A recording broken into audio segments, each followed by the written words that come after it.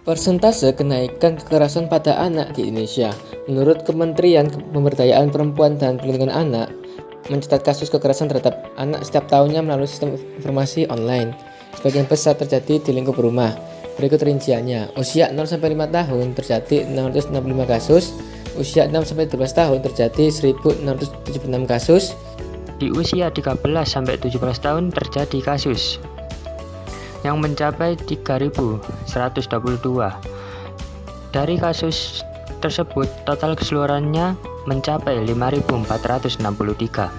Pelaku kekerasan pada anak dan perempuan didominasi oleh laki-laki sebanyak 6.371 pelaku, sedangkan pelaku wanita tercatat sebanyak 814 kasus.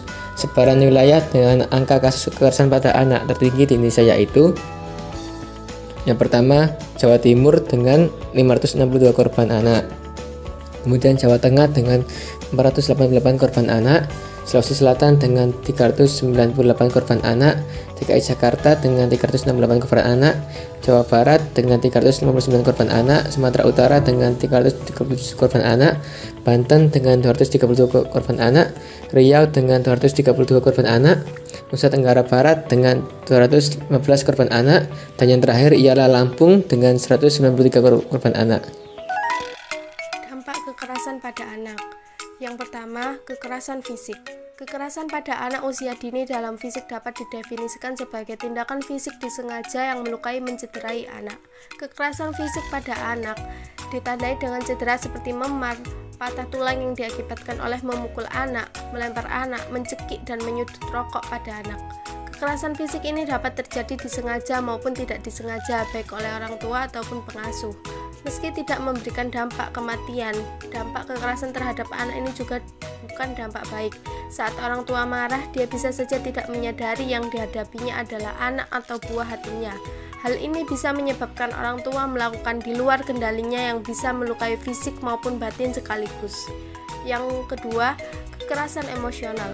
Kekerasan pada anak tidak hanya berbentuk fisik, tetapi juga bisa dalam bentuk lain, seperti kekerasan emosional. Adalah kekerasan yang terjadi ketika seseorang menyakiti mental anak hingga membahayakan perkembangan emosinya. Bentuk kekerasan terhadap emosional bisa beraneka ragam, seperti membentak anak, meremehkan anak, menggertak, dan mengancam. Dampak kekerasan emosional pada anak meliputi hilangnya kepercayaan diri pada anak, perkembangan emosional terlambat, kehilangan keterampilan, terlihat depresi, dan gelisah. Ketiga, kekerasan seksual merupakan segala jenis aktivitas yang dilakukan terhadap anak, tidak hanya kontak fisik, namun kekerasan pada anak juga bisa melalui verbal ataupun materi lain yang dapat melecehkan anak. Banyak dampak yang ditimbulkan dari kekerasan seksual ini, yaitu berpengaruh psikologis, fisik, dan sosialnya, seperti berikut. Anak menjadi pribadi yang tertutup dan tidak percaya diri, timbul perasaan bersalah, stres, bahkan depresi, terjangkit penyakit menular seksual, dan timbul ketakutan atau fobia tertentu. Semakin sering kekerasan ini dilakukan, maka trauma yang ditimbulkan juga semakin besar dan butuh jangka waktu lama untuk pemulihan.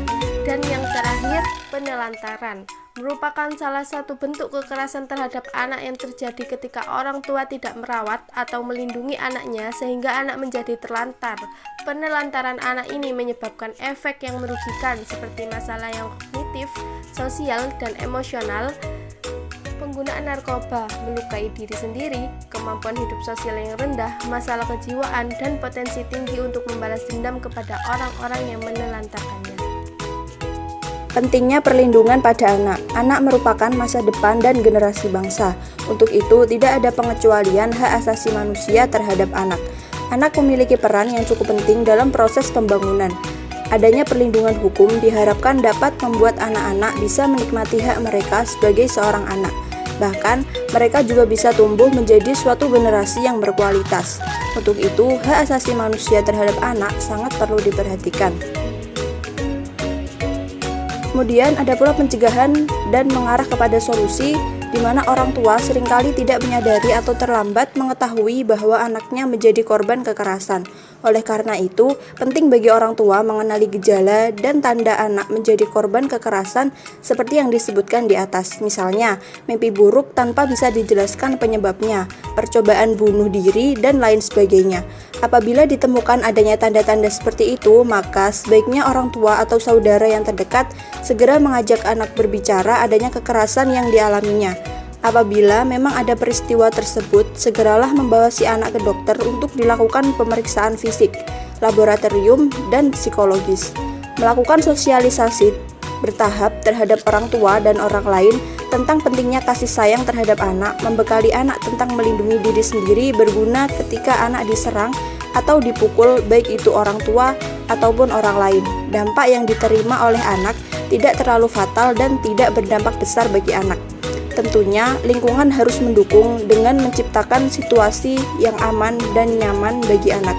Untuk itu, mari kita bersama cegah kekerasan pada anak.